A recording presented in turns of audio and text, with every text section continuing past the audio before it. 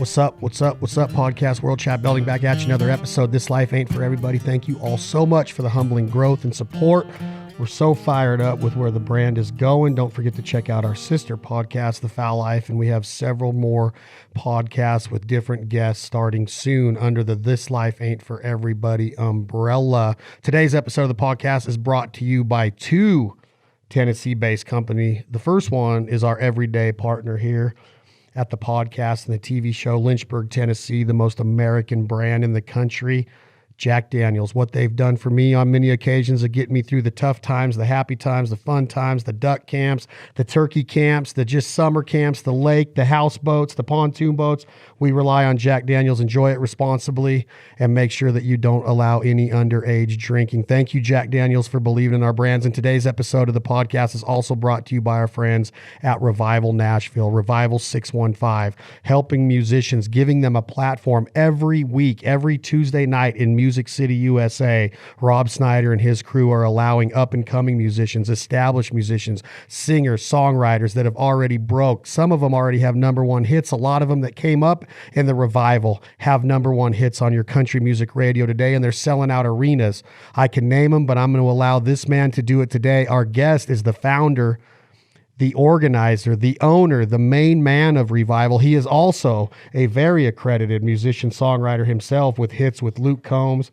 And we're going to get into a song that he just had the pleasure of writing with Luke and another one of our good friends here at the podcast, Mr. Brent Cobb. Rob Snyder, how are you, brother? I'm doing great, Chad, man. Thanks for having me on. Gave me something to look forward to for a couple weeks. Rob, I've crossed paths with so many people that you run in the same circle as, and you know, whether it's Ben or Brent or Leith or whoever, it's always, man, you need to talk to Rob. And then I finally got to a couple weeks ago, and I'm so proud you're here too, man. How's everything going? Everything's good. Got the wife and dog here. We got a baby on the way mid-August, so we're hunkered down and, you know, getting some stuff done around the house, and we watching everything there is to watch on TV. I think we watched it all, and just trying to eat healthy and keep sane during this crazy time. Yeah, man, I am too. Where are you from originally? I'm originally from Westchester, Pennsylvania. My parents lived in Roswell, Georgia till I was like 4 or 5 years old. My dad's originally from the Philly area, and I guess I started talking with a little bit of a Southern accent, and my dad said, "That's it, we're going back to brought me back to Philly." So I grew up in Delaware County, Springfield, PA, and then moved to Westchester during high school, and was there. And I moved to Nashville. I'm 38 now. I moved to Nashville when I was 30 years old. So you, all the way up until you're 30, you're in that area of Pennsylvania, though? Yeah, I was in Westchester I knew I wanted to move to Nashville when I was 25, I think, when I really started getting into the songwriting thing. And then I kind of just talked about it for 5 years. I was like, yeah, I'm going to go. And I was a big fish in a small pond, got to open up for some people like Jamie Johnson, James Otto, that were real big at the time. I've never heard of either one of those. Yeah, right. But, I just played like the local shows. I was the local guy, like, did a show in New Jersey, Philly, Delaware, Maryland, that kind of area. But, nothing is going to come from that. You can come to Nashville and say you opened up for those people, and people will laugh at you here, as an artist. So finally, I'm a big music buff. Before you go any further, I'm a big music buff. And when I think Pennsylvania, first off, my mom's from Steubenville, Ohio, and we grew up, going to back there and going across the border into Pittsburgh and watching the Pirates. And I have a big fascination with Philadelphia and Pittsburgh and the entire state. Harrisburg, been there several times for hunting shows. But all I can think of music-wise, off the top of my head, is Survivor, the band, because they sang "Eye of the Tiger" and Rocky's got his statue there, and then Fresh Prince. But give me an idea, like, how do you get inspired? What's the music scene in Philadelphia? Is there somebody? I know there's got to be some big rock bands from the area, right?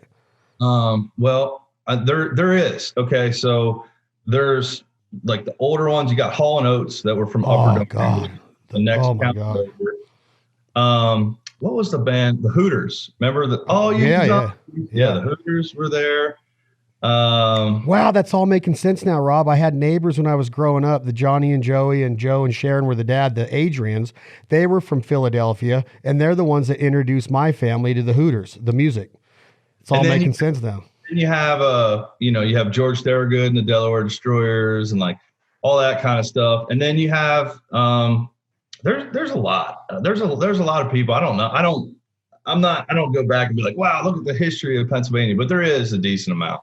Now, when you say Hall and Oates, like I'm talking like melodies and harmonies that they don't have a bad song. Are you a fan of that type of music? Do you get into that type of songwriting? Do you like the Daryl Hall and John Oates story of how that all went down and how they were like on the sidewalk one day and this girl Sarah said something and then she smiled a little bit, so they go in and write this.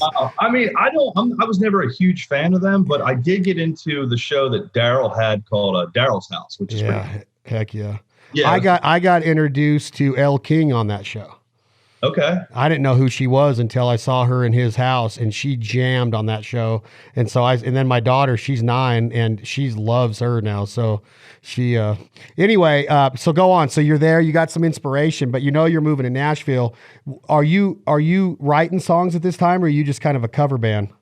I actually I was in a band before they were called Paint on Face. And it was like, I know we talked about the other day, it was like Suicidal Tendencies meets Sublime. So it was like the reggae part of it was like very sublimey. And then the punk rock part was like Suicidal Tendencies meets Pantera kind of thing. And it just didn't have, and with like a Red Hot Chili Peppers weird thing all over it. So we kind of went our separate ways, and I put the guitar down for a while. That was like up till I was 19 years old. We did it for a few years. And then I just started listening to, at the time I was going to school, I went to Villanova University for the better part of 8 years. And as a side doctor? Yeah, exactly. As a side gig, I really just started to listen to the only music that was on. At the time, there was this thing where it was called Free FM, where they didn't have a lot of commercials on the radio stations in Philly. And one of the stations, 92.5, was playing this song. It was the country station, and I heard Three Wooden Crosses for the first time, and it just like stopped me in my tracks completely. I recently just went through a thing where I lost a few friends, and I just was like, you know what, I'm going to pick the guitar back up. How hard could it be? 3 chords and the truth, that whole thing. Started writing songs. They were terrible. Played them for my parents. They were like, wow, they're great. Played them for my parents' friends. They said they were great. Played them for my parents' friends' friends. They said they were great. Went to Nashville, played them for the Bluebird. They said I sucked. So that's when that was like 2008, where I really, I found I was like, okay, I want to do this. So I just went back and I just studied everything songwriting from like Merle Travis up to present day at the time, which was like Brooks and Dunn singing My Maria and stuff like that, and Montgomery Gentry was like on the radio, that kind of stuff. So I was just studying, still talking about moving to Nashville. And it wasn't until something happened very personal in my life where one of my two of my buddies, one of them was really good friends, passed away in a car accident. And as a promise, I said, look, I'm definitely going to go to Nashville. I'm definitely going to go do my thing, and I'm going to give it, my best shot. And that unfortunately happened, but it did spark a fire within me to go and chase a dream. So a guy that I didn't really know but met a few months earlier was this kid from South Georgia, came up to my hometown, played a show. Turns out it was Brent Cobb. And he invited me to come stay with him for a week, my first time in Nashville.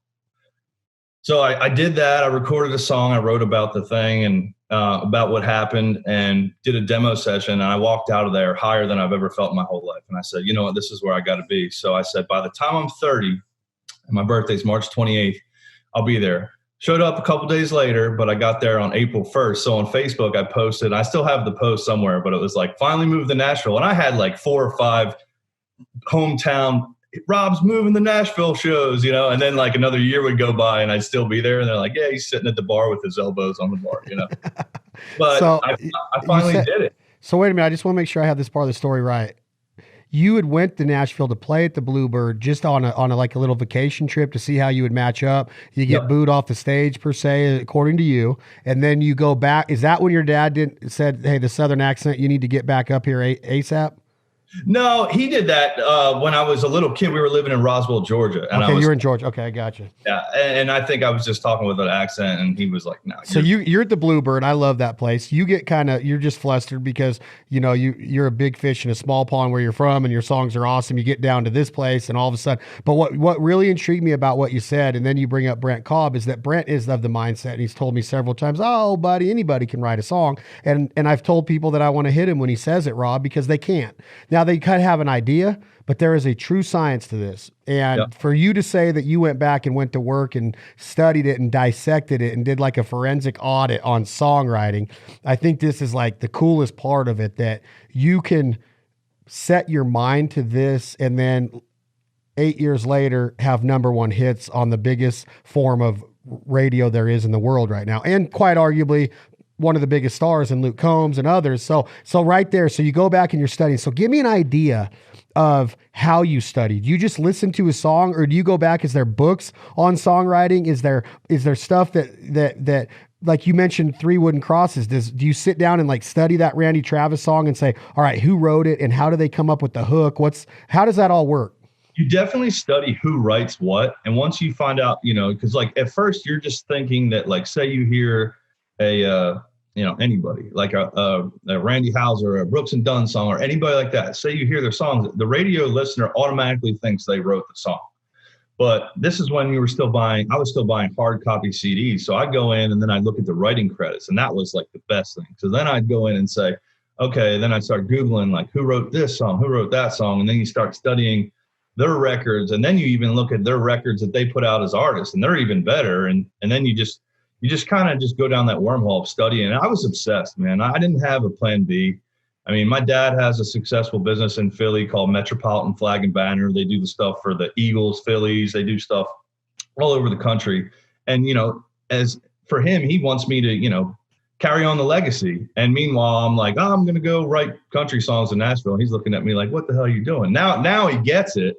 But it was just my path where I really felt called to do it. I mean, I've always had a thing with music where, I remember watching the show that got me into music was a babysitter was babysitting me, and I watched La Bamba.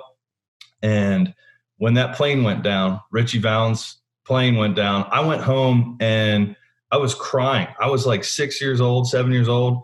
And I looked up my Encyclopedia Britannica, which was like before Google, like these little encyclopedia things. And I'm looking up who Buddy Holly was, who Waylon Jennings was, and I was not much of a student ever, but I'm studying, and I'm just, and then fast forward to like first grade, second grade, I'm getting in trouble because I'm on the back of the bus with the 8th graders singing Guns N' Roses songs. And I know every single lyric to every song. So I had the music bug at a very early age.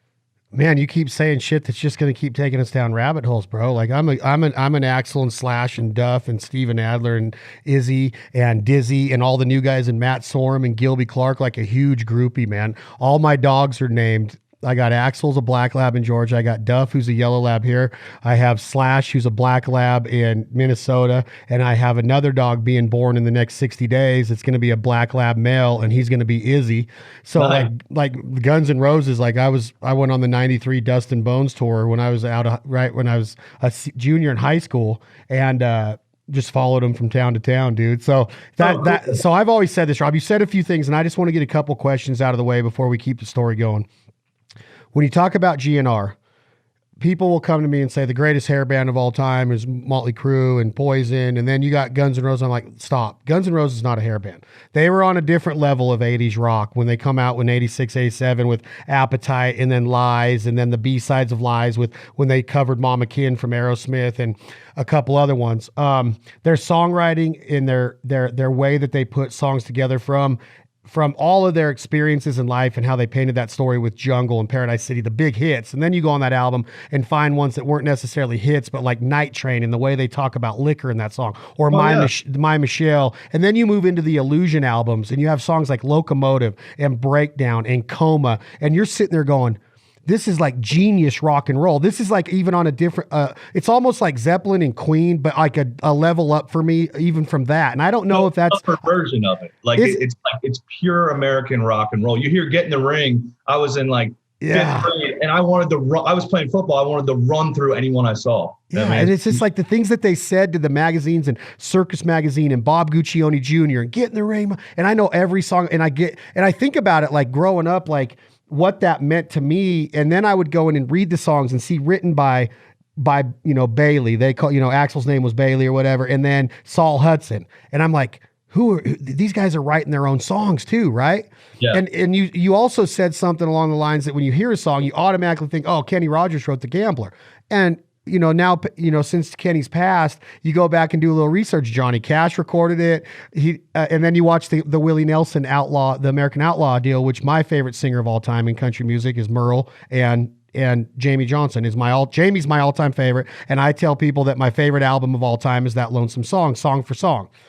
So he does Georgia on My Mind that night, and he tells a story about how Willie did that song because Willie's songwriting hero wrote Georgia on My Mind. Well, Jamie did that because he wanted to pay tribute to his songwriting hero singing his songwriting hero's song. So he did Georgia on My Mind. So that whole thing about songwriting, and I've talked to Brent about this and other guys, and Adam Hood, who's another buddy of yours who is a freaking stud.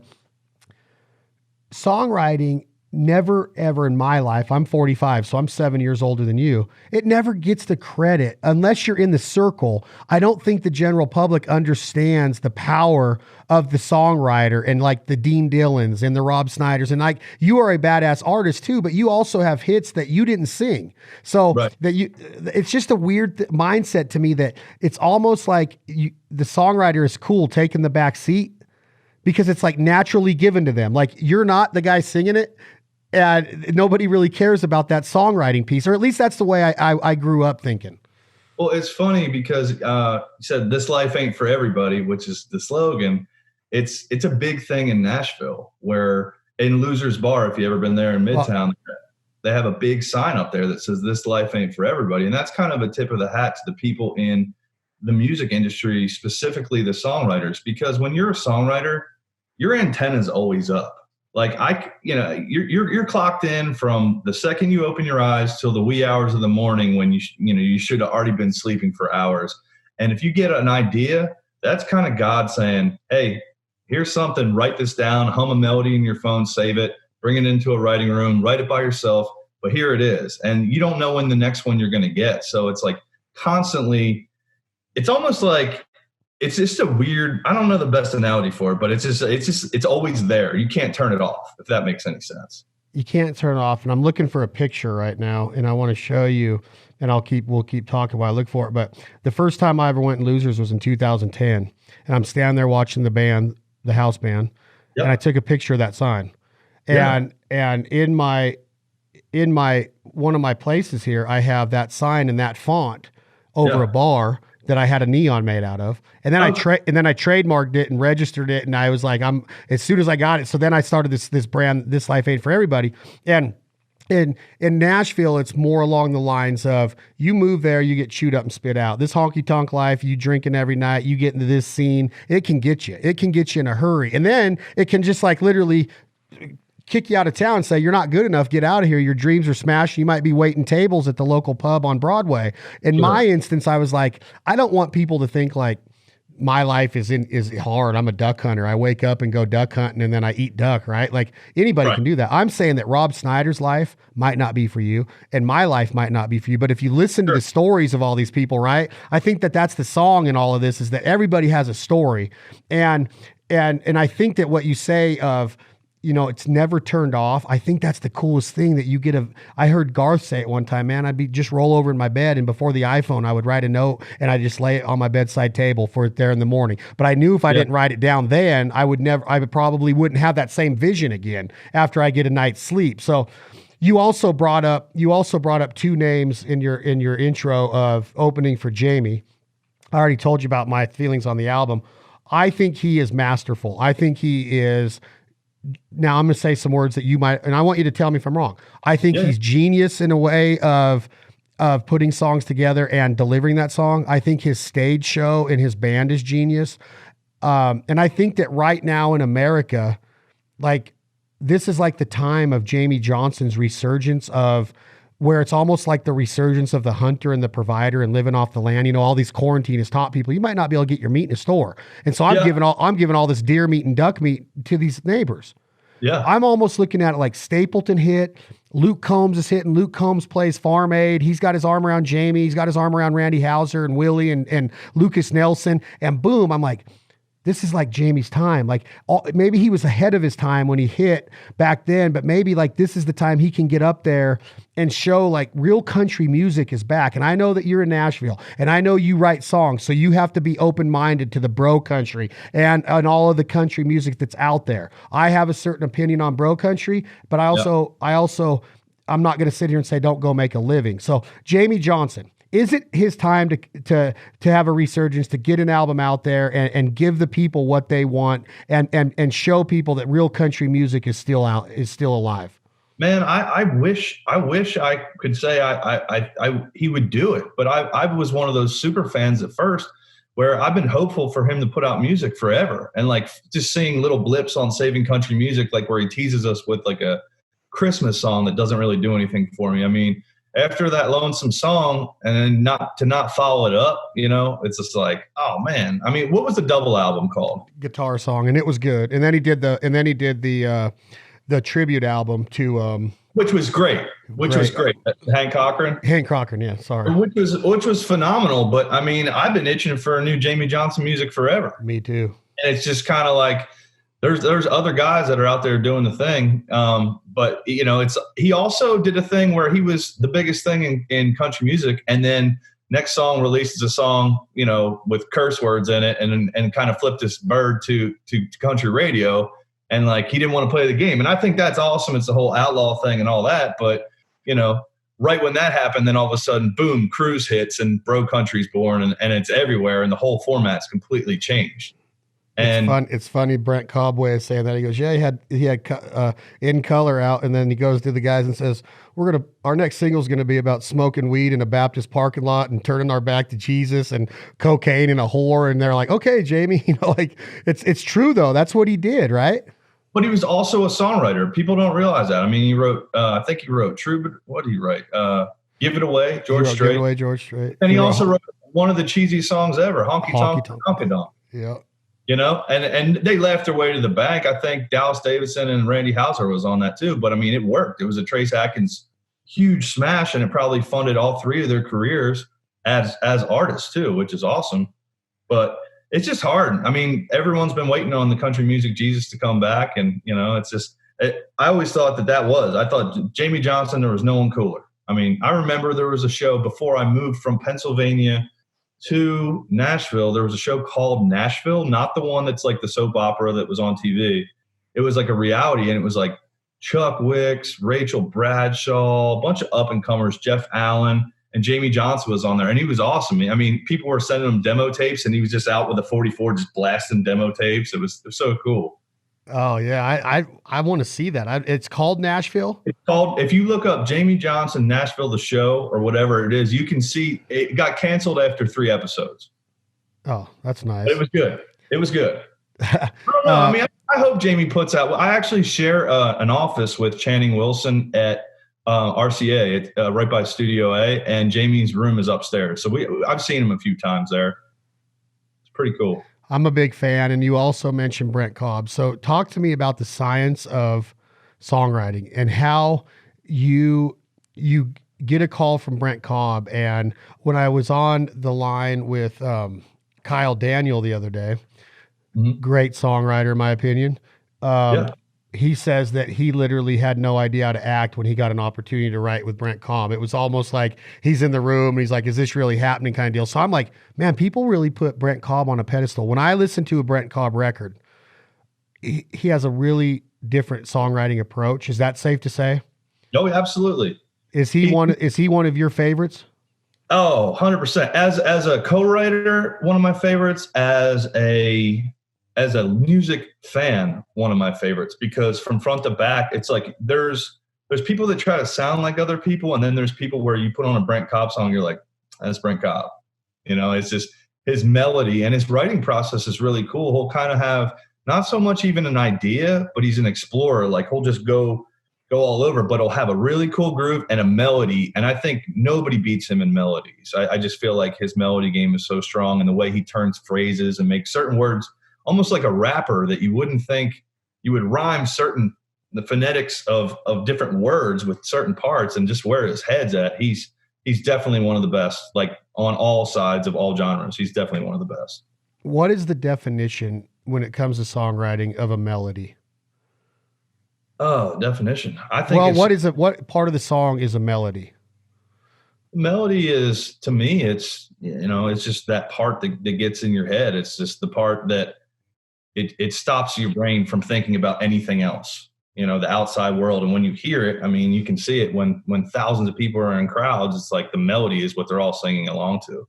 And it's just that part that I think it's the part that stops everything else. It's the only noise that gets in. When the melody's that good, it's like that's the only thing that matters. So it's actually not a mechanical part of the song, like the hook or the bridge or any of that. The melody is not termed like a part of the song. It's just kind of that feeling that the song gives you.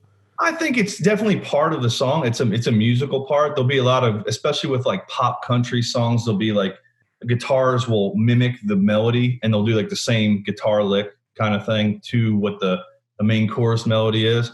But it's just, it's just like da da da da da da da da, and then the guitar can go. It's just the same thing. It's how you say the words, and Brent gets so much emotion out. I mean, and he's got his way of saying things. And I've noticed so many times where it's like I've had to listen to a couple of songs a few times where I'm like, I don't even understand.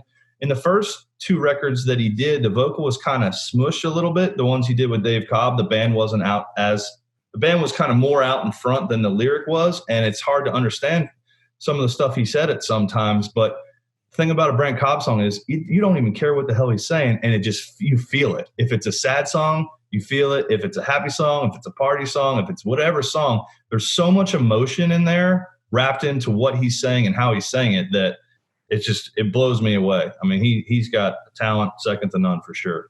It's so funny. Like I even get chills when I see you say it blows me away, because it's the exact same way his songs make me feel. And it's just so cool to hear somebody that writes with him say that, because I've often wondered, like, when you listen to his new track and he says, when he's shooting stars out, and he says that whole vibe right there about down the barrel of a gun and ricocheting off it. And I'm like trying to figure, and it's like a Quentin Tarantino movie. And you got to like rewind and go, what the hell just happened? Like you never get it the first or second time. Brent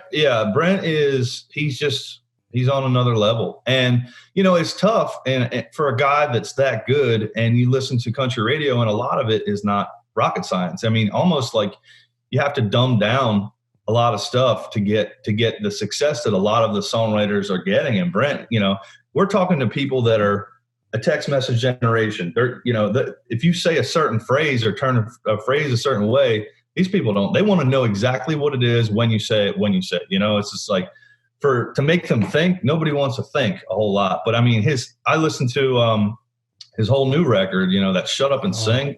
God, genius. So good. I don't know if I throw around that term too much, Rob, and just tell me if I do, because I don't want to. It's just that certain people hit me like that. And as the more I investigate people, like you said, the GNRs or the Jamies, and the way that you guys write songs, it's just, there's a different level to this game. And it's it's kind of, I don't know what I'm trying to say. It's just that when you hear that album and the way he puts words together, I just go there. I really think a lot. Even when you said the vocal, Brent has told me that the vocal's more out front now, as opposed like when you listen to Shine. When you listen to Shine, there are words you miss. They're like you got to go back and figure out or even read the lyric sheet to know what he's saying. Even though the songwriting was still there, right? You agree that the songwriting was still there. Songwriting it's always been there. I mean, I was hanging with Lane, Brent's wife, a few years back at a Super Bowl party, and we were just talking about the next record. And she looks at me and she's like, songs? He doesn't need songs. He could make another 8 records and never write a song again. He's got so many songs. And when you go to write a song with Brent Cobb, he's got a melody, he's got a verse, and part of a chorus. And he doesn't show up. He's not one of those guys where I'll just go in, not have anything. I might have a flip through my phone and have a couple of titles and stare at a stranger and try to make something last forever out of nothing. And, 9 times out of 10, you get it's not the best. Like Brent comes in with something every time. And I don't know where he gets it, but I said, like before, the antenna's up. He must have a pretty damn big antenna. Yeah, he's got to. And like in what you said, Rob, about dumbing it down, I'm thinking of the song. Okay. Cell phone generation, texting, girl on the back of a tailgate, the honky tonk, badonky donk, or, shake it for me, country girl, all the hits that have gotten big. And then Brent gets a cut on a Luke Bryan album called Tailgate Blues. And when you listen to that tailgate song, I'm like, that's a tailgate song, right? But you got to break it down and you're like, what are the trees saying? You're having a conversation with a Dixie cup and a cricket. Like nobody understands that shit unless you like really have been in the country and understand what a real dirt road is, and not just this picture of this huge bonfire that, one county's fist fight in the other county and all the chicks are like, I can see that happening. But what Brent painted that picture, I was like, that's my country. Like, that's how I grew up. And I'm not even from the South or Southeast. You could be from Pennsylvania and know what the hell that moonlight through. But anyways, is that kind of what you're saying when you hear that kind of tailgate song? It's not dumbed down enough for radio? Well, it just never was a single. I know it went on to it was like a big song for him, but it wasn't a single. Now, if you look, the funny thing, and Brent has joked with me before, and he goes, man, I think I invented Bro Country, because he put that song out there and it was like tailgates, talking about crickets, everything. Next album, which Brent did not have a cut on Luke Bryan's album, all the songwriters are writing songs about crickets and tailgates and everything. Exactly. Yeah. So then he did his Yo Bro song after that. I remember that song he did, the kind of rap. I love it live. I love when he does it live. Yeah. So he doesn't do it often, but okay, Rob Snyder. Now I want to get into what you do, because it's truly a freaking awesome story, dude. And congratulations on the success. And you just keep, I guess it's one of those things to where you get a little bit momentum and you stay creative. You get opportunity is everything. If you get an opportunity, something big can happen. And I don't know if you can talk about what just happened, but let's talk about what just happened in the last 3 weeks during the quarantine, the opportunity that you got. And I don't know how much we can talk about. I heard a rumor that it might be being released. It had 4.5 million views in 24 hours on Luke Combs' Facebook. Yeah. So you guys are quarantined. You get on a Facebook or a FaceTime or a Zoom call. You take it from there. Like it's you, Luke Combs, and Brent Cobb, correct? Yeah. Well, I had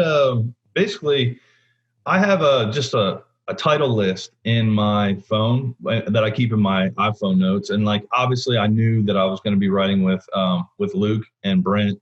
And Brent and I spoke a few times about a week and a half before. We're already quarantined. And, I talked to Brent about it, and I was like, I was having a couple beers, FaceTime beers with a buddy last night. And he actually gave me the title. He's like, dude, and he gives me titles all the time. His name's Alan Sykes. He lives in Florida. Big duck hunter. He's high volume duck hunter, big time. Nice. And he was like, hey, dude, you need to write 6 Feet Apart. And he always gives me titles. I'm kind of like, yeah. And I was like, you know what? I'm going to write that one down. And I pitched the idea to Brent. And he was like, you think we should go there? And Brent had this little, the melody of how the song started and the first 2 lines of the song. And I was like, man, I think if we have the ability to write the song, like, you got to look at it like this. Everyone's going to write the song. Everyone's going to write the quarantine blues one way or another. People need music right now. They need hope. They need a lot of things. I was like, if we have the opportunity to do it with the biggest guy in country music and, really get it out there and make some people feel good, let's do it. I think Luke's going to be a guy that wants to say it. And sure enough, the day before, Luke sent us a text and he said, hey guys, I don't know, I'm kind of thinking about what's going on. Do you think we should just go ahead and do it? And I was like, funny you say that. I got the title and Brent has a killer melody. And then next day we were off to the races. Done in 2 hours. What were the first 2 lines that Cobb had already? When the dog would start to bloom and the crickets hum their tune. Another cricket line. Yep. He's a cricket master. He really is. He's yeah. And then from there it was we just started laundry listing everything.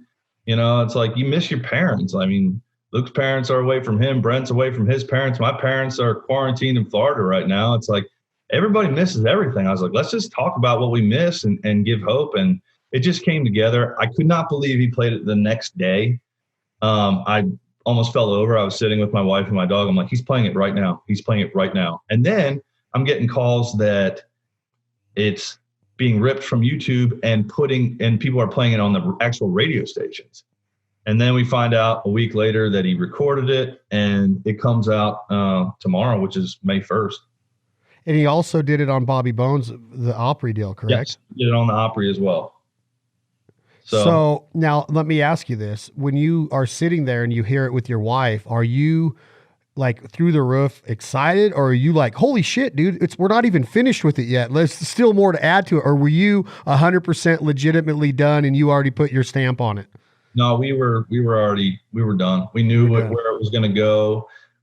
Luke has a very specific way of knowing how he wants to say certain things. And it was just a great co-write. I wish I could say all of my FaceTime and Zoom writes have been that way.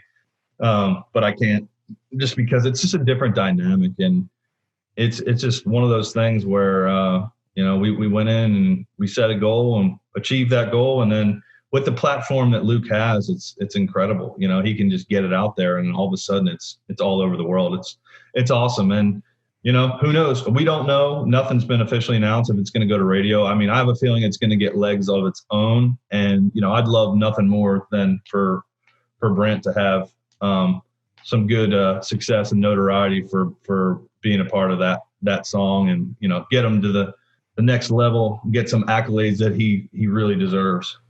Well, I'm glad you feel that way, but you also do too. And you are already part of that group that's received some. So give the audience an idea of this guy that has been in Nashville 8 years after he got booed off the Bluebird Cafe stage and moved back to Pennsylvania. He's back here 8 years.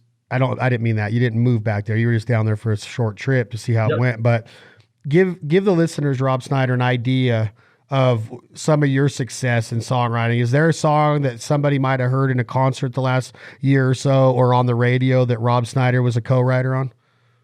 My biggest one to date was She Got the Best of Me, which we wrote about almost 6 years ago in my apartment in Nashville with Luke and Channing Wilson. And, the ups and downs is like, you think that you have one. At the time when Luke recorded that song, we were kind of mad that he recorded it. We're like, hey, we're trying to get this to Tyler Farr or Chase Rice. Why are you putting that out there? And then all of a sudden Luke just starts blowing up, and we're like, okay. And then we get all excited because he's finally gets a major label record deal, and then has the record, and then it's not on the record. So we're like, oh, we're not, zero chance of the radio. Then he does a deluxe record, and it's all in God's hands. It's out of your hands. And that's one of the things that I would tell any songwriter is like, once you're done with that song, there's nothing you're going to say to an artist. There's nothing you're going to say to a publisher. There's nothing you're going to say to a record label that's going to do that song any more justice. It's like, you have to write the best song you can and then move on to the next one, because it is a numbers game.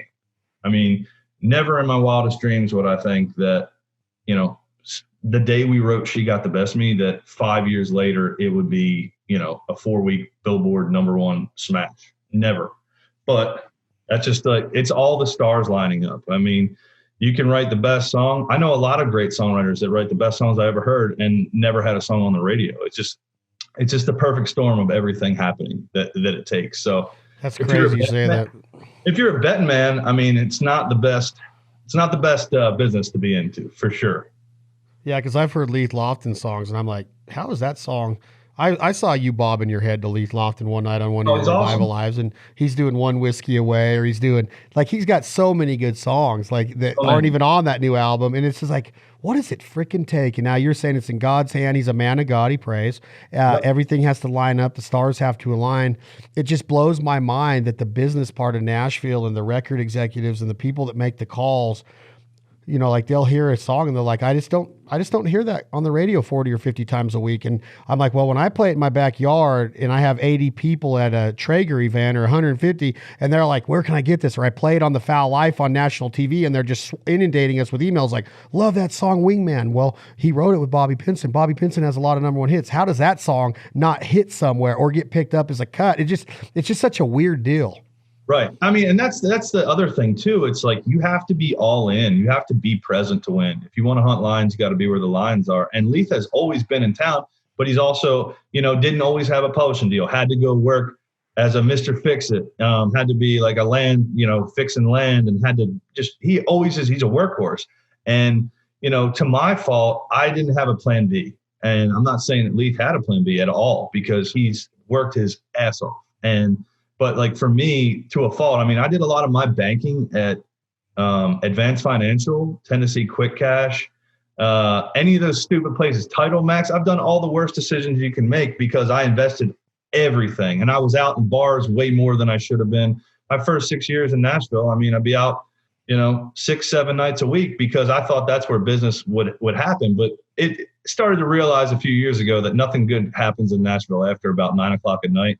And business wise, after 5 o'clock, nothing's happening. So, it's good to hang out with your buddies and all that stuff. But I mean, getting back to why Leith hasn't had a big one. I mean, who knows? I mean, Willie Nelson didn't have a big one till I think he was like 40 some years old. And, Leith is getting up there, and I'm not even sure how old he is. I know he's a couple years old. He's 40 right now. Yeah. And I mean, there's no reason. Leith will get his number called. And when he does, he has an arsenal of songs. It's just now it's a different game where the artists are not cutting outside songs. Once the streaming thing came through, people are not willing to go cut the outside songs. They want to be a part of the song. They want to be a writer on the song for whatever reason. And it's hard to go, they would rather, sad part is, I believe they would rather put out a crappier, shittier song that they were a part of than a great song that they didn't write. Not all artists do this. There are artists that cut outside songs, but majority of today's want to be a writer on the song. So when you talk like that, when you say that there are people that will cut a shitty song, are you content with what country music is doing right now? And being a songwriter and having to be politically correct when you talk, or I don't know how that works. I don't even know how that works. It doesn't seem to me like Channing Wilson would be like, hey, I'm going to keep my mouth shut about bro country just in case I ever get a cut with FLG. I don't know. I don't know how all of that works, as far as like pissing people off. You don't want to mess with the publisher that might pick the song up. Are you happy with the state of country music right now? Am I happy with it overall? I'm happy with the parts of it. I'm happy with, and I'm not going to elude the question. I'm happy with the fact that there's a couple girls that just got number one songs for great songs for the first time. And however, it's a dominated market, where it's like male. And I don't know, there's a lot of girls that I'm excited about coming up right now that I think are going to really bring it. Who are the two that you're referring to? Sorry, Rob, I wasn't interrupting you. I think I think it was it Mickey Gutkin or Ingrid Endress or something? Yeah. And another one I'm not even familiar. I just saw that someone made an article. It was like 2 girls got number ones, but look at it. It's during a quarantine where there's a ton of people are not listening to the radio. Yeah. Which is weird. Because they're not in their cars and they're just staying at home more. Yeah, I guess. I mean, I don't know. They said streaming numbers are down. It's crazy. I also feel like I'm tired of like the boyfriend country. It's not bro country, but it's like boyfriend country, like the stuff that it should just be on pop radio. If the genre is, the way I'm looking at it is, if the genre is that wide that we can be so pop, then where are the country bands that sound like Clutch? I'm ready to rock. Like put in some rock and roll. Cadillac 3 was called Cadillac Black. I thought they were the toughest nails. I thought they were awesome. They are awesome. And then Southern, all that stuff comes out and it's good, and spray paint. It's like it feels like they're kind of playing to the radio game a little bit for me. Anyway. Well, I mean, they got the biggest guy in Nashville that in my opinion destroyed the Spark album from Drake White. That I think is a genius album. I said that word again. It's an outstanding album, and it deserved way more than it got. And whatever happened with that label in that time, I think that album was politically destroyed for one reason or the next. Don't know the business. And I also think that same label is pushing fake country music on people. At the same time, they have Hank Williams Jr. on a label, and they have Reba on a label, I think. And then they're like pushing the fakest country music, in my opinion, known to man. And it's like, what message are you trying to send? Is it just all about the money? So it's got to be. It's just about the money and the control. It really is. I don't know half of what I think I know. And if you think you know something about the business, it's going to change the next day. All I know is like, I've drawn my line in the sands before with our whole Hank and Jesus are watching slogan and all that stuff. And I've said stuff, that got back to people that, it probably shouldn't have, and it might have hurt my career. But I'm like, hey, if you're going to play Revival, I want you to play your best songs, not necessarily your number one hits. And I've gone out and said it publicly, and it's hurt me. I'm sure it's hurt me. It's got me out of rooms with certain artists. It's got people talking behind my back. It's did that. But you know what? I'll stand up for what I said. And I didn't move 13-hour drive away from Philadelphia, Pennsylvania to write stupid songs. I didn't. It's so refreshing to hear that. I think that the song deserves more, and I think the listener deserves more, and I think that the whole mindset of we have to sell every ticket to an 18-year-old girl that's going to be bouncing in the front. Those kids don't even watch the shows. They watch them through a 4-inch screen, and that's who we're mass producing to. And there's no more Merle lyric. There's no more Waylon going on. And I'm not saying there isn't, because you guys are there. You're doing it, and it's not what's being heard. For Digging Holes not to be a smash of what it makes you feel like in life. You talk about a boyfriend song. You talk about a song that is written the right way to talk about a man that's admitting he's a piece of shit pretty much. And then all he ever does is dig holes. Like, that's life. And you hear the second verse of of Shine On. And I'm like, how does that not become a smash? It's like, that's music to me. And I could go on and on. And I just get so frustrated that nobody will take a chance. If you're willing to take a chance on a guy that looks like Luke Combs, then take a chance on a guy that writes like Brent Cobb. Because I'm not saying anything bad about Luke, but he's not your typical everyday fashion model, right? That a lot of these country stars are. And Luke Combs is a badass. I would love to freaking be able to say, I have a number one hit with Luke Combs, because he's real country. He even said it on his new album is called what, Rob? You say it. What you see is what you get. And that's exactly what you're saying with Revival, is that either that you live by that or you don't. And your songs and your cleverness and your wittiness and the way that you put words together or pull magic words out of the sky, like our boy Brent says, I just get so flustered that country music, like when George Strait and Jamie wrote Kicked Out of Country over text messages, I'm like, they've really kicked the king of country music out of country music. And it's like the music business is so hard for me to understand that you can just get pushed out. You mentioned another guy real quick, and I'm going to let you talk. And I know that I ramble, but I'm pissed. You're fine. You mentioned Tyler Farr. He's coming on the podcast this afternoon. I'm a big Tyler Farr fan. He's been on the podcast before. You were saying you wished he would have got the hit.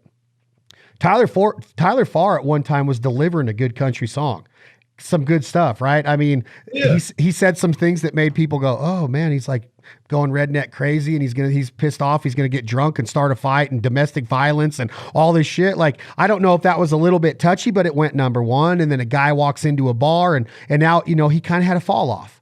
And the music industry did that. He fell off, and nobody heard from him for a minute. Now he's back with Aldine, and he's got a new single that he's released with Every Truck in Town. But is that a story that is just the way it goes? Like, hey, you either got to be present. Was he not present? What happens there? Honestly, I cannot speak for him. I was on the road with him and the Davison Brothers band from West Virginia, and Channing Wilson. We were actually out hanging out on this bus, and I think Tyler did a show there, and then we went back to this little bar somewhere in the holler in West Virginia and had a big old time till wee hours of the morning. But we kind of just talked music and shot the shit. And after that, it's like you'd see him release a song and then it not work. And no one knows. I mean, it could be a relationship. It's all relationship. It could have been with like whoever his boss was at Sony at the time. It could have been maybe the song wasn't there or whatever. I mean, people are willing to say like different things about different people. When somebody's hot, like they think that right now Luke Combs could just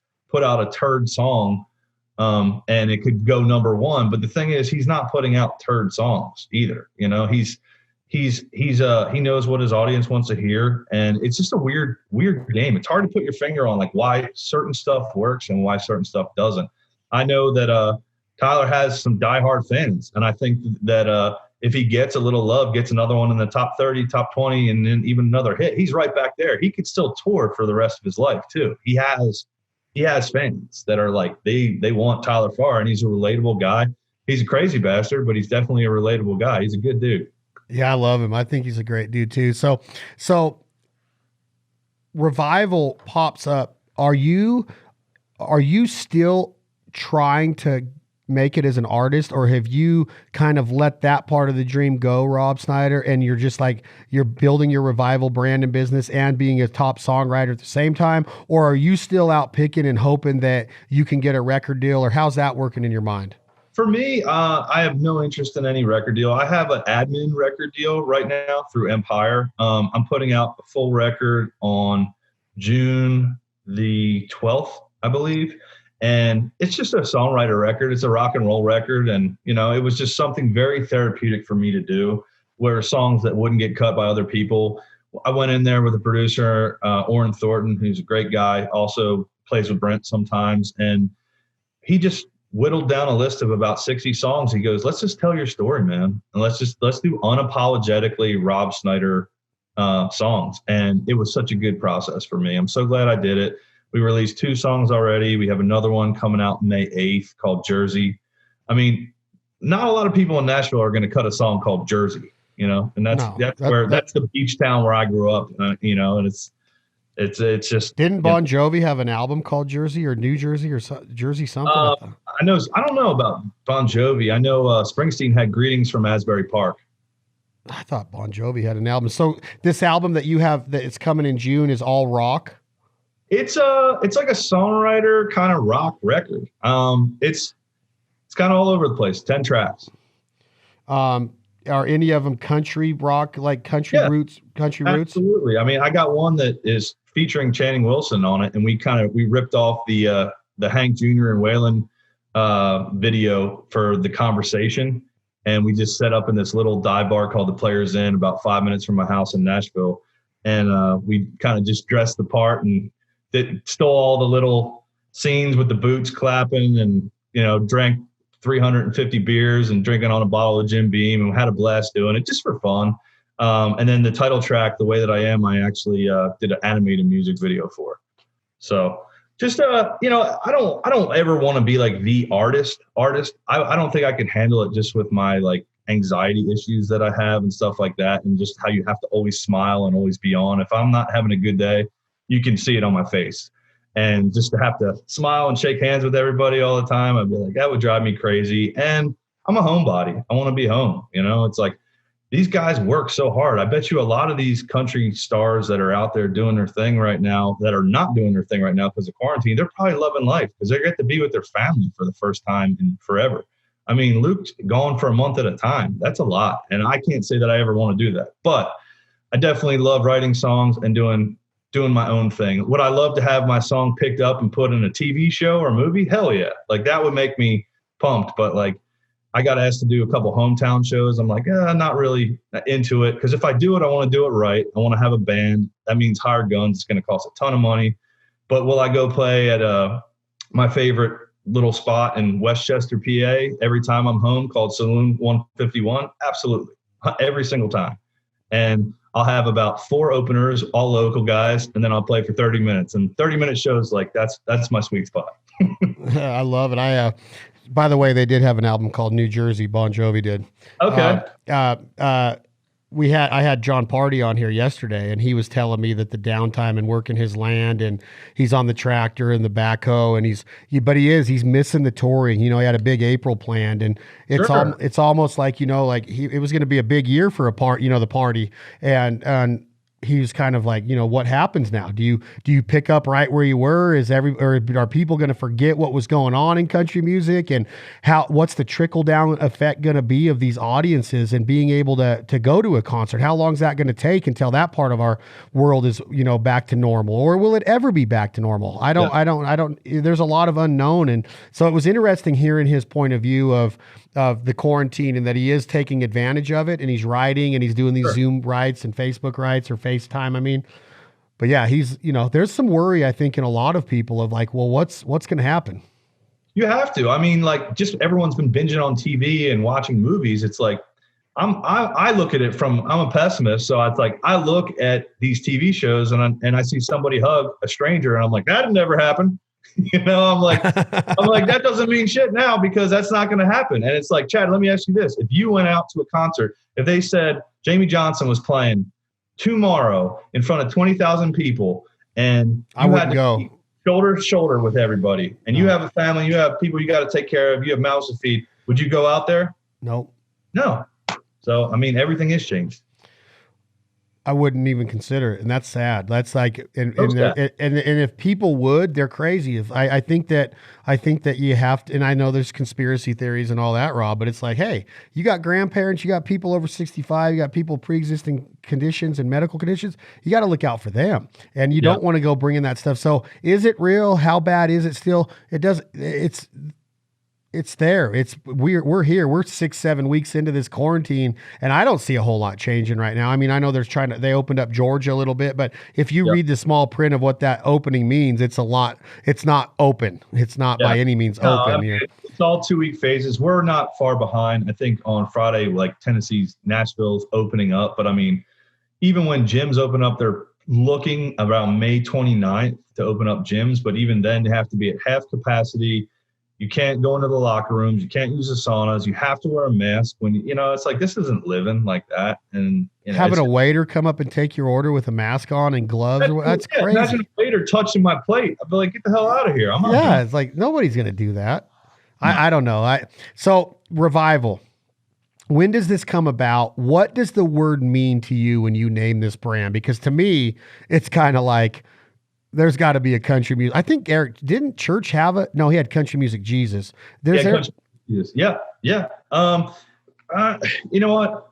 I worked, when I first moved to town, I got a job because I broke up a fight at Losers.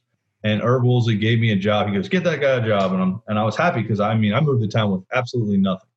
And I would play on Broadway acoustic sets during the day and then work the door at Winners and Losers at night to make my money, to help pay my rent, all that stuff. And then I started working Whiskey Jam every Monday night. And I loved Whiskey Jam because it was like a great thing where it was like, these people would go up, play 3 songs. It would be a great way for me to meet people. I didn't even tell anyone I was a songwriter the first year I was in town. I was just watching, seeing who's who, checking everything out. Now it's like people move to town and they're like, hey, I'm this, and my buddy's this guy from Georgia, and I have this hookup, and then they have a record deal, and it's like, boom, and then they're gone the next week. It's just like, it's a crazy, crazy, crazy thing. But for me, I actually got the idea of Revival, and I tell this to Ward at Whiskey Jam all the time. There wouldn't be a Revival without Whiskey Jam, because my thing was, I was like, wow, these people are playing such great songs, but it's also a very social aspect where people are maybe not paying attention so much. So I was like, I want to do my own version. We got a church pew. I started it with a guy named Cody Walden, who no longer does it with me anymore. But we got a church pew. We set it up at Tin Roof. We did it on Tuesday nights, obviously not to compete with Whiskey Jam. And plus I was the door guy, so I had to work.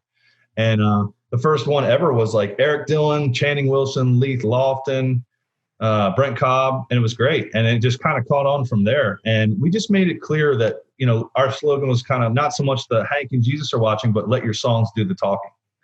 And it was just like an even playground where we'd have newcomers and then we'd have legends come in. For me to have Kim Williams come in and play the song that made me move to Nashville, which was 3 Wooden Crosses, just like a year later, blew my mind. And it opened the door for me as a co-writer too, because I had these bigger writers coming to me saying, hey man, I want to play Revival. Well, me being in the Rob Snyder business of a songwriter, I'm like, absolutely. Hey, also, do you want to write sometime? And I know that I'm not entitled, so they could easily say no, but when they do, then it's like, okay, they have a right with me. Sure, some cancel, but when someone gave me a shot, I would make sure I have something started, have 50 different titles we could write, and just be prepared. And I went to work, and like that really helped launch my songwriting career as well. And so Revival is still at Tin Roof? It's still at Tin Roof. We have not had it since March 10th, I believe, because we had to cancel the St. Patty's Day show. And that's when I was in Vegas, actually, coming back from my cousin Andrew's bachelor party. And we got back on the 15th, and that was when it was a weird time. We were out at a bar in Vegas, and like I knew I didn't feel comfortable being there because we're the only people there. And then all of a sudden we get back, and it's just, nothing, everything's shutting down. And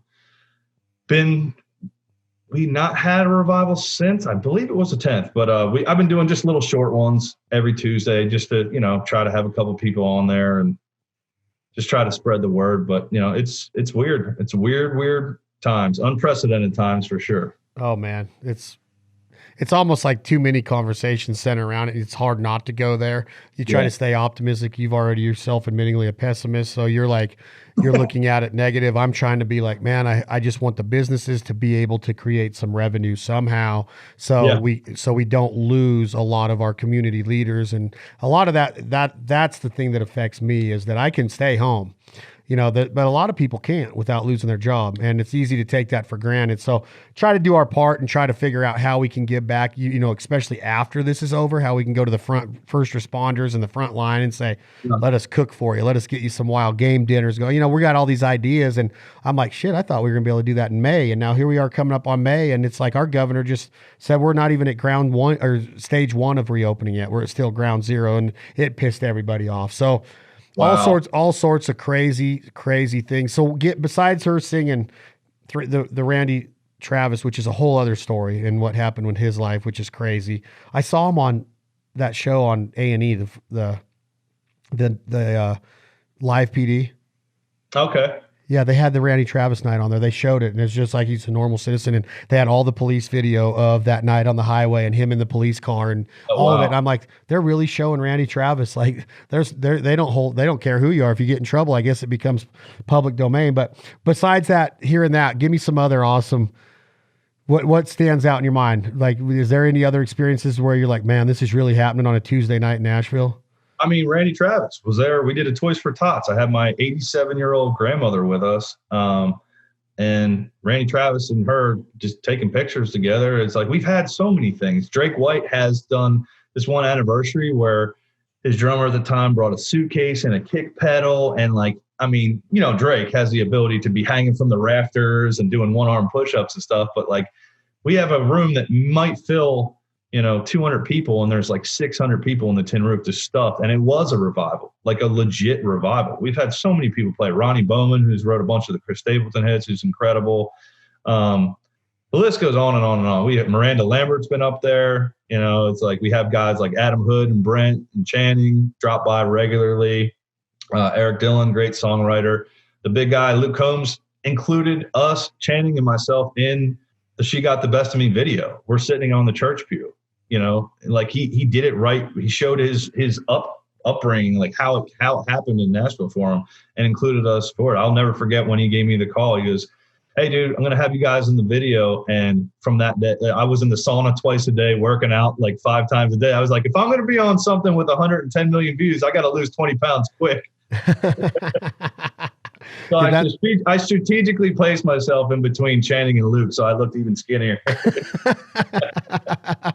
I do remember that. No, that's not the one I remember. There was one that was filmed at the Silver Dollar. I think it was Cole Swindell had filmed one at the bar there too with Bobby Johnson. Bobby, yeah, he gave me my first. That's who I was playing. I was playing at Bootleggers for Bobby. Oh, I love Bobby and Barrett. I love Barrett Hobbs too. Yeah, he's the owner, right? Yeah. Yep. I love Barrett. The scoreboard was the other place I used to play out there for him. Oh yeah, right next to the Palace. Yep. Yeah. They got some good shows going on there before the quarantine. They had some good things going on. They were doing that Daryl Singletary deal there every year. Yep. The tribute to Daryl, which is another sad deal. He was a hell of a country singer. Hell of a singer. Unbelievable. So what's next? I mean, what is going on as far as revival goes? Are you selling merch? Are you booking shows right now, or is everything just up in the air right at the tin roof right now? There's no clue when you're going to be able to have another one.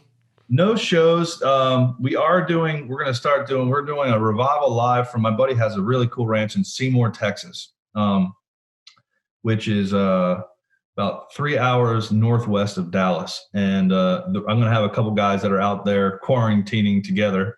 And they're going to do a Facebook Live revival thing. And then after that, I'm just going to keep doing the Instagram things, try to keep some people happy and keep it short, keep people engaged. And merch, I do have some really cool hats coming in, that kind of stuff, some new stuff that I'll have up on the store, which is just revival615.com. Like this one? Is it as cool as this one? Yep, got that one. Look at that, people. That's a badass lid right there. Yeah, man. Well, and from there, it's just, our anniversary show was slotted to be May 12th, I think. And I don't think You know, I don't think it's 7 years. So I don't think we're going to have it. Who knows? Maybe we'll have our 7th and 8th year anniversary at the same show, or if they, you know, say October comes around and they say we can do it, damn it, we're going to do it then. You know, we'll get back to it. It's just, I want people to feel comfortable, and, you know, I want the artist to feel comfortable. I want everyone to feel comfortable, and like, it's just going to take us some time to get back there. Did you have any big guests slated for the anniversary show in May? Who did I have? I think just like the normals. We always try to have Adam, Hood, Leith, Brent. You know, Luke is at the point now where if he would do it, like, we can't put his name on the poster because it will just be like Nashville shows up to Tin Roof and like no one can even move. Yeah. So maybe a Riley Green sneak in there, like guys like that. You know, we'll definitely we'll do it at some point. I just deleted my calendar from mid-March through end of May just because I've just deleted who was on there, and I'm just doing new things on the Instagram Live thing. Yeah. Yeah, it's freaking crazy. It is. Freaking crazy, man. Why don't you sing one? You got a guitar right there? Sure. Do you feel like it? Yeah. Yeah, no problem. Sing us one of yours. Please, one of mine. Sir. All right.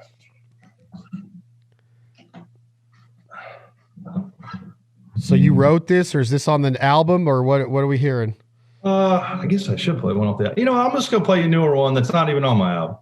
All right. That's all right. It's called What Color Is Happy.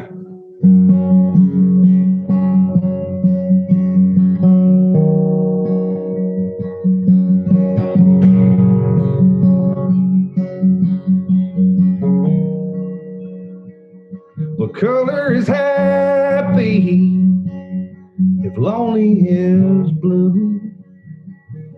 What makes us hungry, broken and bruised? How come the hard times always hang on you? What color is happy if lonely is blue? Damn, this old sunshine creeping through my curtain. It's been a long, long time, and I'm still hurting.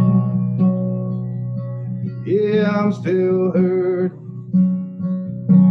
I feel like a prisoner, shackled and chained, living a sentence for the rest of my days.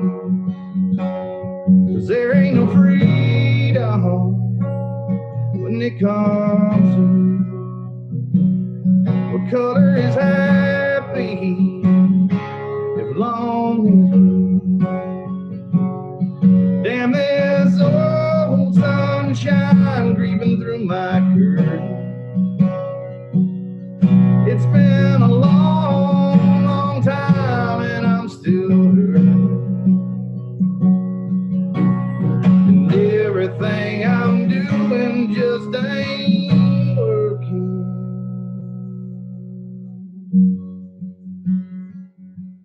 No.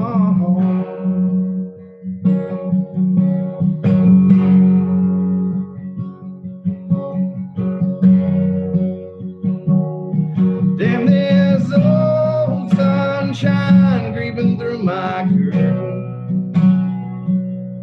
It's been a long, long time, and I'm still hurting. Yeah, I'm still hurting. What color is happy if lonely is blue? What color is happy if lonely is blue?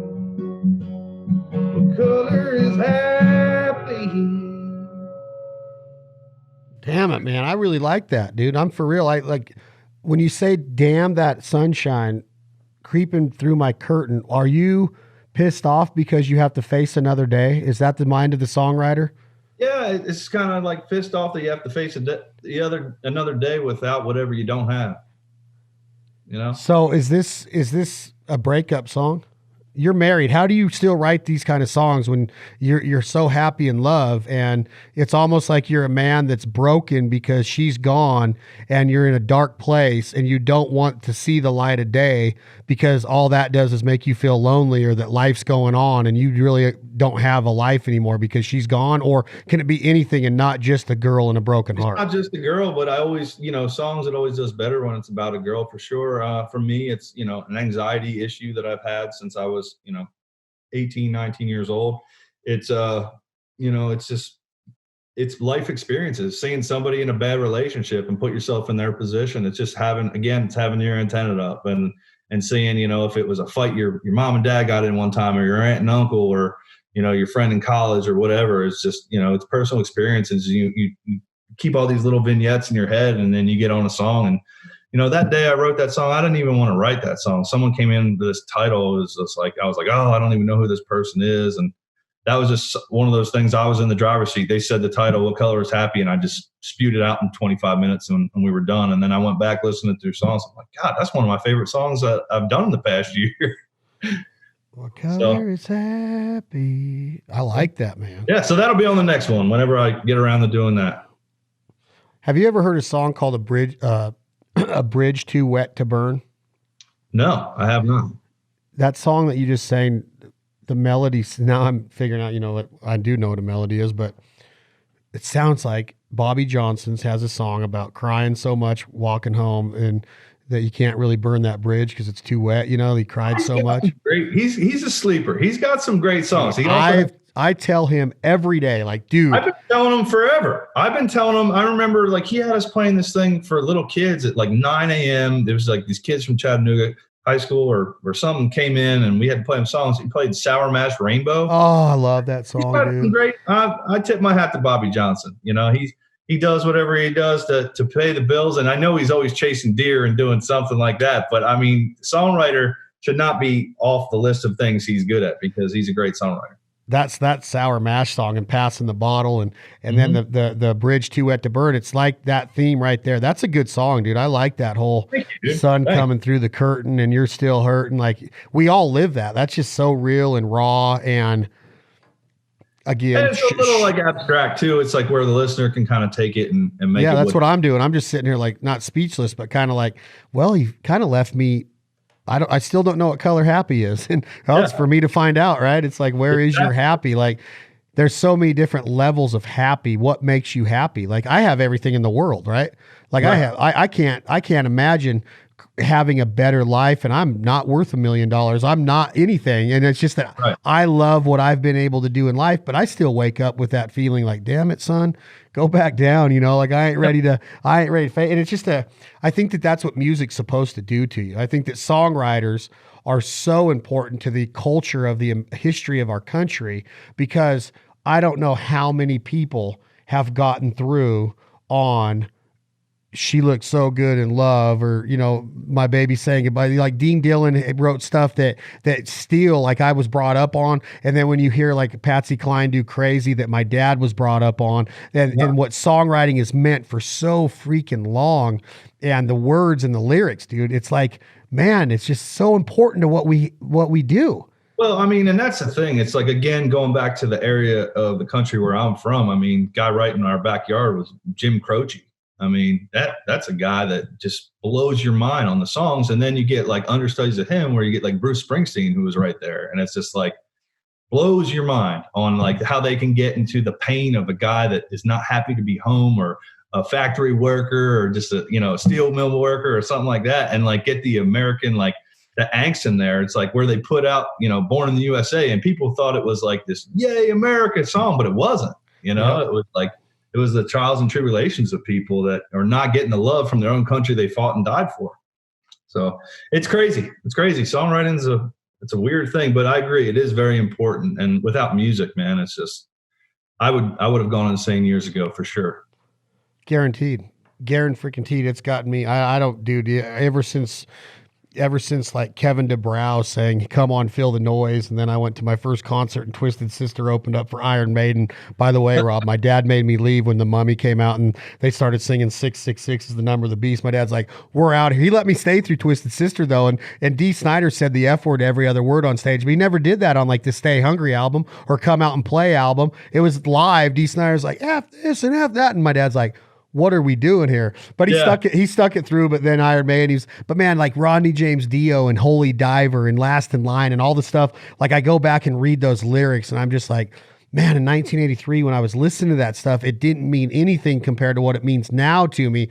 And like Born in the USA is the same way. That was kind of like, you know, Little Pink Houses or Jack and Diane. And you go back and you're like, what is he really saying here? It's like, and everybody has their own interpretation. It's one of those deals to where you hear a song, and if it hits you the right way, that's what like forms an opinion of that song, and it sticks with you. And if I took you like through a little tour of my studios and stuff, you would see like the songs that I grew up on, like the Don Williams album is that I got all my dad's vinyls, and my dad passed away, but I went over and snuck a few vinyls out of mom's deal of what I feel shaped my life, you know? And I got Run DMC, Peter Piper, and Raising Hell. I got Beastie Boys from when I was in 6th grade and listened to Paul Revere every day. And I have Metallica, Master of Puppets before they sold out with the Black Album, which I know that's an opinionated statement. Sorry, Rob. But it's like I have those up on my wall, not to be like, oh, it's just an album. No, that's what shaped my life. And then in this room is like all the movie posters that shaped my, you know, from The Sopranos to this, to that. And it's just kind of like what I was brought up on, you know, like there's a Bo Jackson poster, there's an Axl Rose poster, there's a Tony Soprano poster. And it's just kind of like all the stages I went through that I think everybody had a Bo Jackson phase. Everybody. They should have if they didn't. Yeah. I think if you're 35 and under, you had a Bo Jackson phase, and at least had the poster where you had the shoulder pads and the baseball. The baseball bat. I got it in there, and I was going over these baseball cards the other night with a 13-year-old, and I was showing him Bo with, you know, the shoulder pads on. It's 88 Fleer. When 88 Fleer put that set out, and I got like, I don't even know how many of them, and he's like looking at me, and I'm like, you can have one, and he's like, no way, because you can't get a Bo Jackson card anymore, you know, unless you like really go seek it out. And I think Bo's great. He hunts, he fishes, he's got a great charity. But yeah, like it just, music shaped my life, dude. It does. Yeah. And that's why I am so, whether I ever get somebody to listen to me, like all I know is that what I see, and what I see is the same exact consistency across the board, that when I play a Haley Witter song and then a Brent Cobb song and a Rob Snyder song and a Channing Wilson song and an Adam Hood song and a Kyle Daniels song and a Paul McDonald song, and I play that shit. And when people hear Paul McDonald, and my brother's like, who the hell's this? Is this Jack White? And I'm like, no, that's this dude named Paul McDonald. That song's called Wild Card. And he's like, this is freaking awesome, right? And I'm like, nobody knows who this dude is. Nobody knows who he is. And I'm like, so it's common. And if I ever have one little iota of a piece of pride of being able to say, dude, we didn't discover Drake White and we didn't discover Lee Loft or any of these guys. We just believed in them because their songs hit me. When I hear their shit, it's different. It makes me feel like when I listen to a Don Williams song.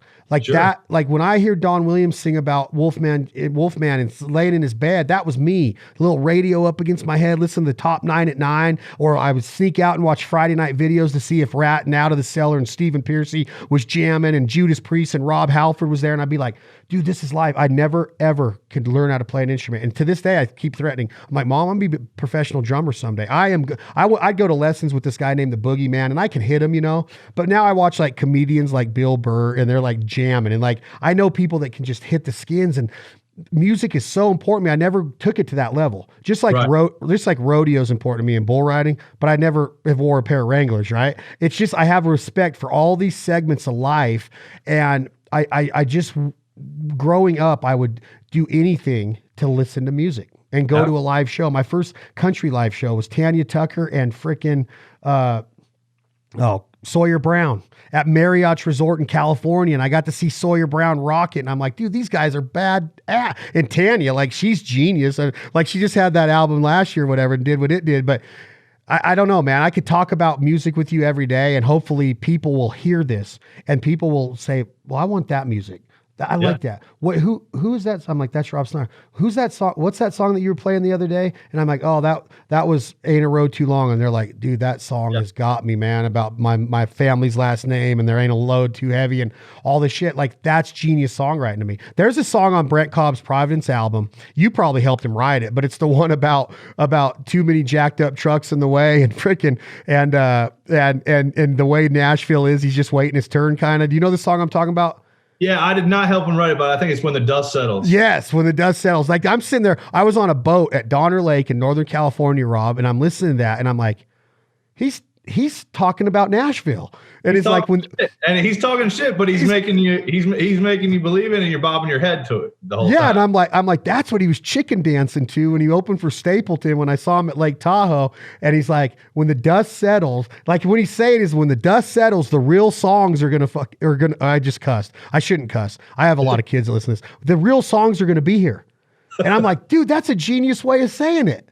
Yeah. It's just like the dirt road's just a little bit too skinny right now, but when the dust settles, y'all, just like what you just said about Bobby Johnson, like it ain't too late. Like Leith Lofton, his time's coming. Yeah. I love the last song on Leith's record. With the Don't Let the World Win. Wow, that was awesome. So good. Well, that song you just did. You got another one? Let's end it on another Rob Snyder. Rob, thank you for being on this. Let's do it again. I love everybody. Check out. What's the website, Rob? Website is robsnydermusic.com, and then all the Revival stuff is at revival615.com. Revival 615, the area code of that part of Tennessee in Nashville. I'm wearing a hat that you can see right here. I love it. I have there's other ones that I have already been wearing this week. People love them. He's got new hats coming. So check out the merch at revival615.com. You can find him at Instagram at revival615 too. Yeah, revival615.com. And then what's the Instagram? At revival615. At revival615. And support. I can't make it more clear. Like, this music is what is going to save us when it comes to life, not the lifeblood that we breathe. But I'm telling you that just listen to the lyrics and attach yourself to what the songwriters we talked about are saying. Get their records, support them, get their merch. I just went on to Adam Hood's merch and I bought every shirt that he makes. One, they're cool. They look awesome. They're comfortable. They have a good message. He's a great human being. His wife's a great human being. And I want to support these guys that are giving me the substance that I listen to every day that gives me the confidence to move forward with trying to grow a brand or take my daughter to the mountains and shoot a gun. They sing about America. They sing about life. They sing about what we go through on a daily basis. And so did Merle, and so did Willie, and so did Waylon, and so did Christofferson, and so did Johnny. But you know what? That music has been, these guys have passed the torch to the singers and songwriters that I'm talking about right now. And Rob Snyder is one of them. So I give him kudos, what he does, and the platform he's giving so many singer-songwriters to do at Tin Roof every Tuesday night in Nashville with the Revival. So please support Revival, support Whiskey Jam. Ward is a great dude. We support Whiskey Jam. I've been to Whiskey Jam. I've seen awesome stuff happen at Whiskey Jam on Monday nights in Nashville and Midtown, and I support them too. So just get on it and get this music and just watch. You're going to be like, man, I remember that dude when I saw him at Revival. And then he's going to be huge. And you're going to be like, I was part of that. And that's what Rob and these guys are doing. So support Revival 615. Rob Snyder, thank you so much. Any closing words, brother? Thank you, brother. Hey, man, I tip my hat off to you because you are, you're helping getting the platform. You're just making the platform even bigger, and just seeing your love for this kind of music and for the people that are, behind the scenes in the music just inspires me. It makes me want to go to work even harder. So I appreciate you, bud. And I really appreciate you having me on. Well, man, I loved it. I can't wait to have you back. I can't wait until I get to see you at Revival.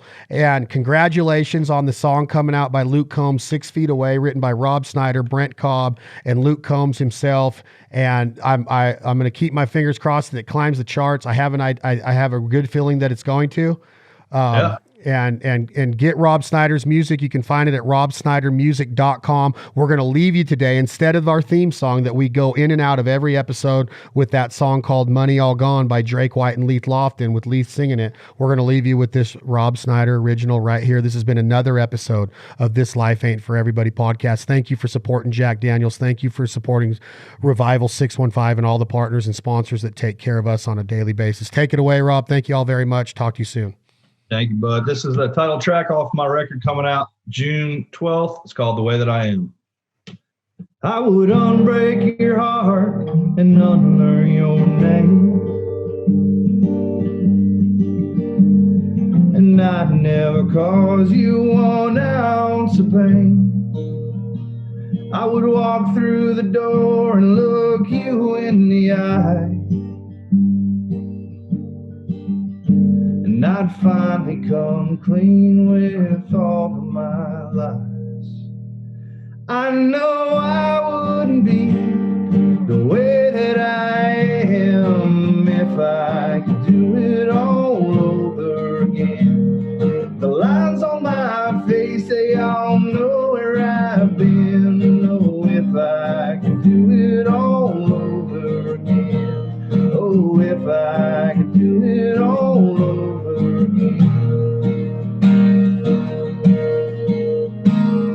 And calling his number was easy to do. We were drunk on a Sunday in the middle of June.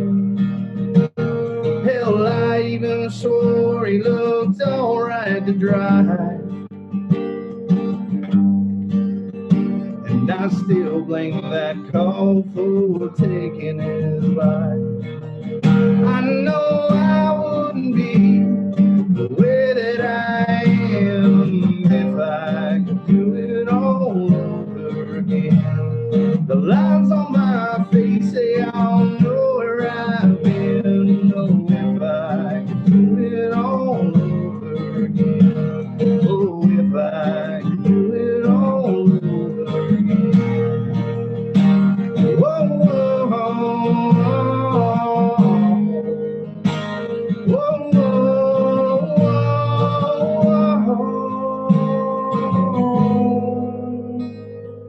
These hands of time keep on pushing today,